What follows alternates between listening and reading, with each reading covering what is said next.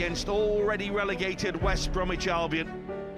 Incredibly important moment. We are going through a really hard season. We lost in Musim lalu, dunia dibuat takjub. Liverpool, yang sempat diragukan usai kepergian Jurgen Klopp, tiba-tiba bangkit. Di bawah pelatih baru Arne Slot, mereka main Spartan, agresif, dan tetap ngotot. Hasilnya, gelar Premier League yang sempat diramalkan ke Manchester City, justru dibawa pulang ke Anfield. Tapi sekarang, musim baru sudah di depan mata. Dan satu pertanyaan besar mulai menggema, bisakah Liverpool back-to-back? Dan jawabannya, mungkin, iya. Tapi untuk menjawabnya, kita harus lihat lebih dalam. Apa yang terjadi di dalam skuad? Apa yang sedang dibangun oleh Arne Slot?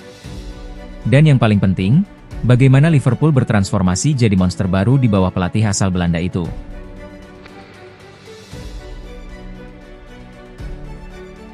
Saat Arne Slot diumumkan sebagai pengganti Klopp, banyak fans cemas.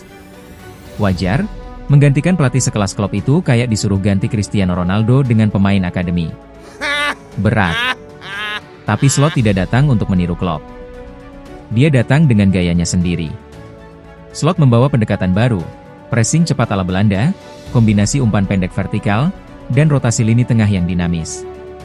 Dan yang paling mengejutkan, dia tak mengubah banyak personel.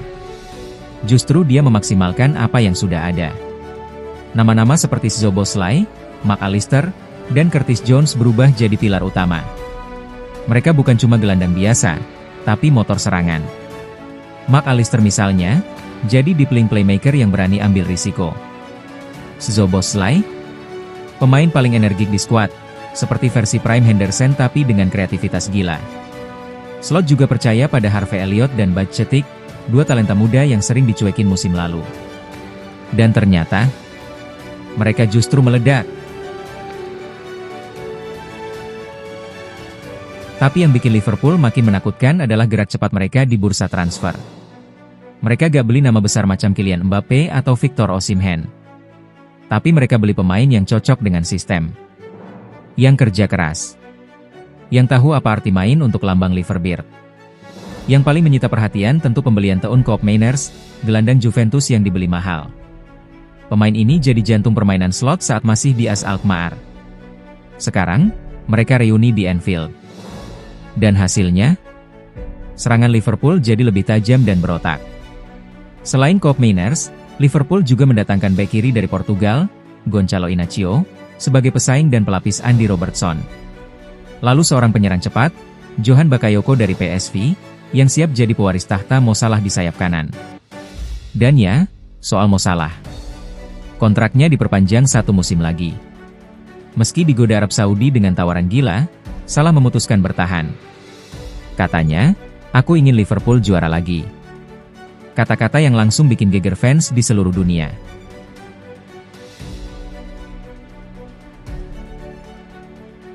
Kalau kita lihat dari belakang, Liverpool saat ini punya komposisi seimbang.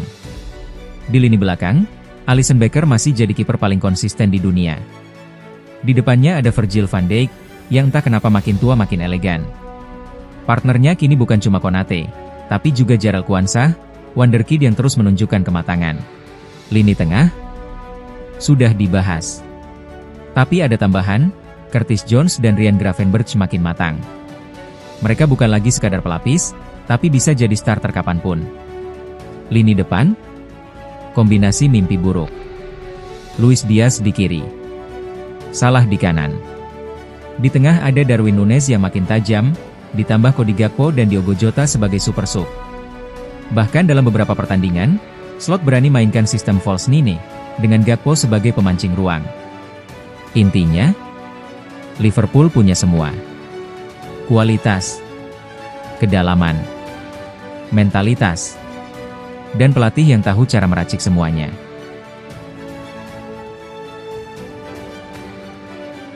Tapi tentu saja, jalan menuju back-to-back gak akan mudah. Manchester City masih sangat kuat. Arsenal makin matang. Chelsea kembali belanja besar. Dan Manchester United, meski masih tidak konsisten, selalu jadi kuda hitam. City tetap punya Haaland dan De Bruyne. Arsenal punya Rice, Odegaard, dan Saka. Tapi kelebihan Liverpool dibanding dua tim itu adalah satu, semangat kolektif dan mental juara. Musim lalu, mereka berkali-kali menang dengan cara dramatis. Gol menit akhir. Comeback gila. Itu bukan sekadar taktik, tapi semangat yang ditanamkan Klopp, dan sekarang diwarisi Slot. Dan itu, gak bisa dibeli.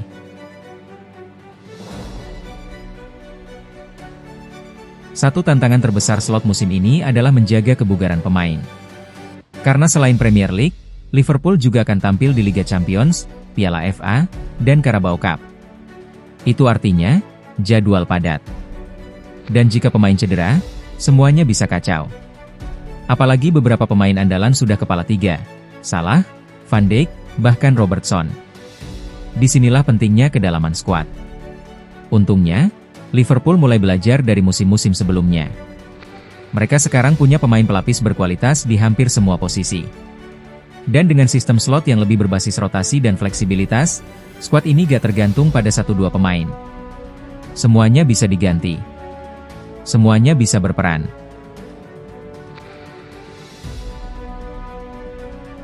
Jadi sekarang, pertanyaannya, bisakah Liverpool juara Premier League 2 musim berturut-turut? Jawaban singkatnya, bisa. Asal mereka 1. Jaga konsistensi performa, terutama saat lawan tim kecil. 2. Hindari badai cedera di paruh kedua musim. 3. Menang di laga-laga besar, karena head-to-head akan sangat menentukan. Dan yang paling penting, Arne Slot harus tetap tenang. Jangan terpengaruh tekanan media. Karena yang dia bawa ke Liverpool bukan sekadar taktik baru, tapi harapan baru. Papan penanda Anfield sudah bersinar. Para pemain siap bertarung. Dan jutaan fans di seluruh dunia menanti, bisakah Liverpool mengulang sejarah? Karena dalam sepak bola, yang paling sulit bukan jadi juara, tapi jadi juara lagi.